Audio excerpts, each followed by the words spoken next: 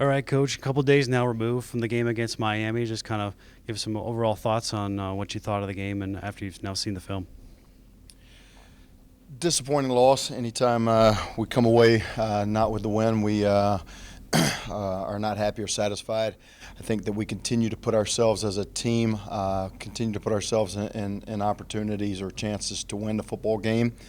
So proud of the plays that we made, but we're not capitalizing, especially in situational football, enough, making too many errors. Continue to talk about self-inflicted wounds, whether they be penalties, whether they be costly mistakes in 2 minute or on third downs.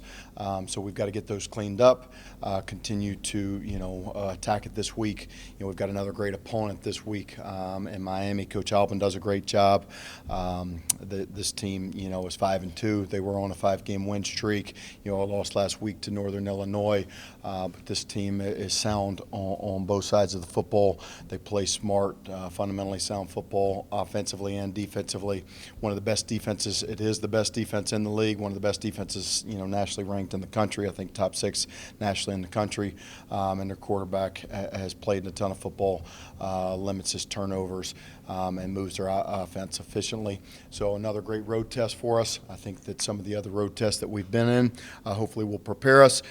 Proud of the guys, how they showed up this week and attacked my message to them, which was continue to build the right habits and clean up the unforced errors and self-inflicted wounds.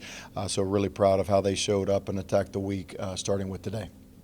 As you take a look at that defense, what are some of the challenges that they pose to your offense? As you said, one of the top defenses, not only in the league but in the country as well.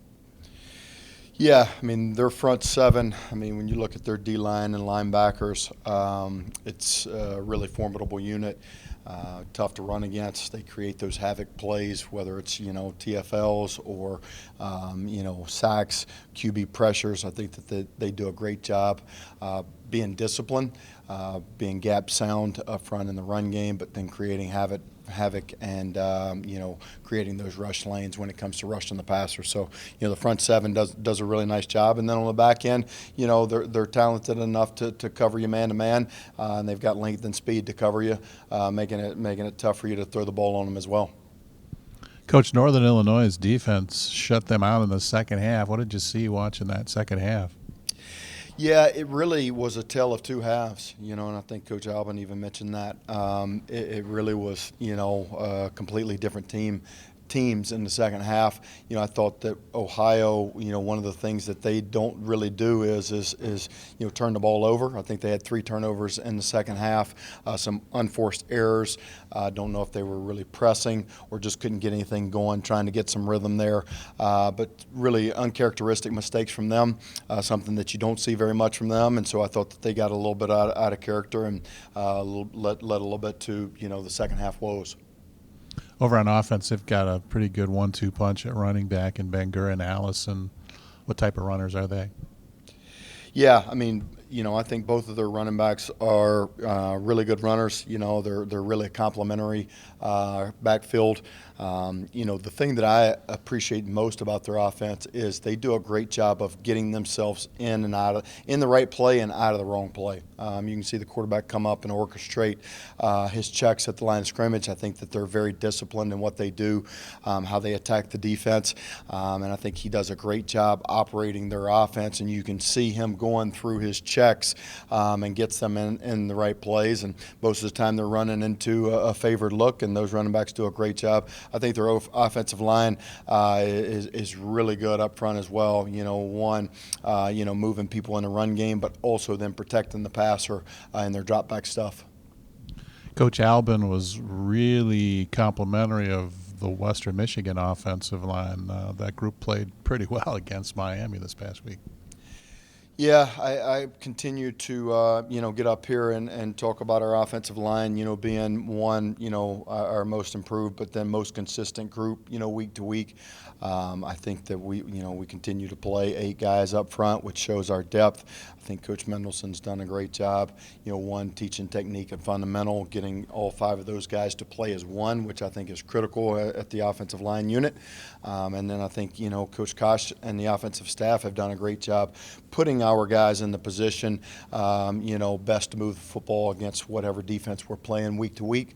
I think that we have found different ways to move the football, whether it's run game, whether it's, drop back and pass. We had to find ways to throw the football against Ball State and Mississippi State, and our offensive line did a great job protecting the passer in those situations. We had a few more sacks this week against Miami. I think Miami did a couple of things with some stunts and games and movements up front to give our O-line some problems, so we've got some work to do there to clean up some things.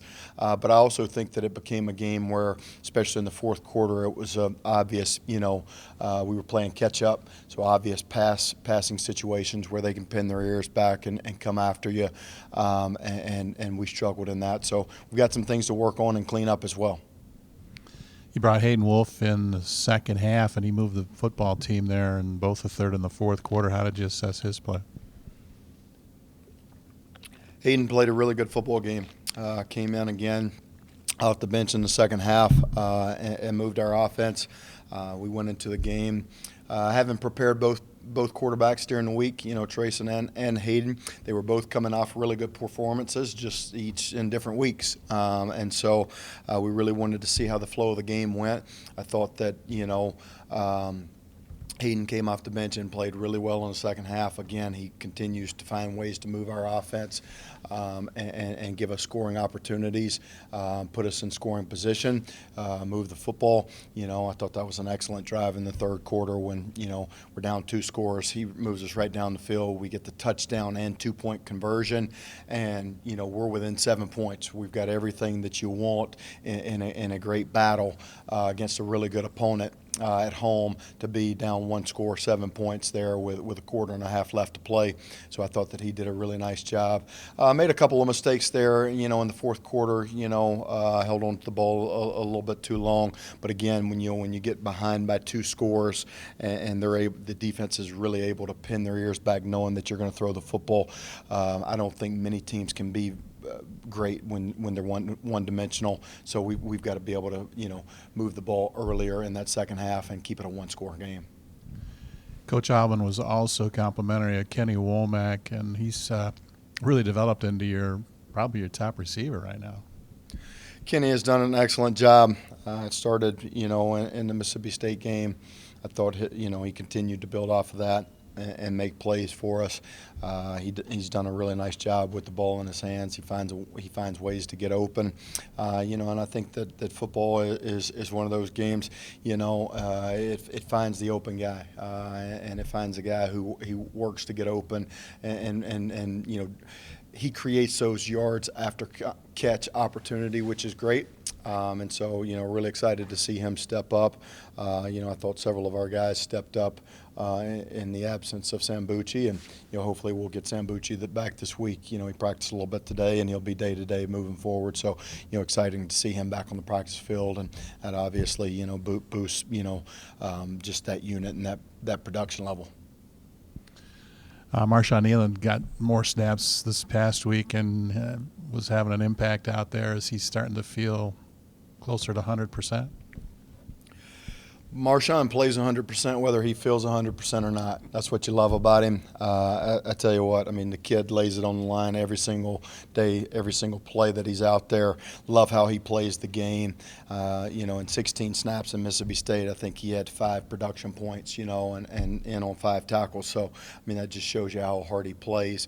But he is getting close to 100%, whatever that looks like. When you're wearing looks like a sleeve from the Terminator on your elbow, I don't think you're 100%, but I think he's as close to his 100%, what it looks like for the rest of the season. He's going to give us his all. He continues to practice at a high level, play at a high level, appreciate, how he does what he does, and I think he's a great example for, everybody on our team, his effort and attitude, and also his toughness. Coach, Carson Voss has improved week to week. He flipped the field for you there in the first half and helped you get points on the board after a turnover. I tell you, Voss has done a really nice job for us. When you talk about, big time punts in critical situations, he flipped the punt for us, downed it on the 2, which allowed us, to get Miami's offense backed up. We were able to come after him defensively, and that was also the same series that we got the interception, that Kenny was able to get the interception. Good football complements good football, and that's what I keep telling our football team is we have to continue to play consistently well in all 3 phases and play complementary football. And that was a great example of that. He puts the ball down on the 2. We get Miami's offense backed up. Our defense is able to come after them, after a couple of pressures. And then on 3rd down, they throw us, or Kenny picks off the football, and then our offense goes down and turns it into points. It's amazing how those things work. They go hand in hand when you play consistent, good football. Field position's been a little bit of an issue the last couple of weeks, and particularly with the special teams. How can you go about fixing that? Yeah, well, one, it starts with me. I've got to do a better job making sure that we execute some things that we have in the game plan. Early in this game, we called a fake punt, didn't execute it. We're inches away, and really, have got to execute in that situation. Wouldn't call it if we didn't think we could execute it in that situation, and if we didn't think that we could get it and really create another possession. Listen, we knew that their quarterback Gabbert was a really good player. That they played ball control and time of possession, and we're going to maximize their opportunity. So we were looking for an opportunity to try to steal a possession away. We thought that was a great opportunity. Didn't work out. So we've got to be able to maximize those opportunities when we get them. I put that squarely on my shoulders. If we can't execute in that situation, we ought to be able to punt them down and let our defense go the length of the field, or make their offense go the length of the field on our defense.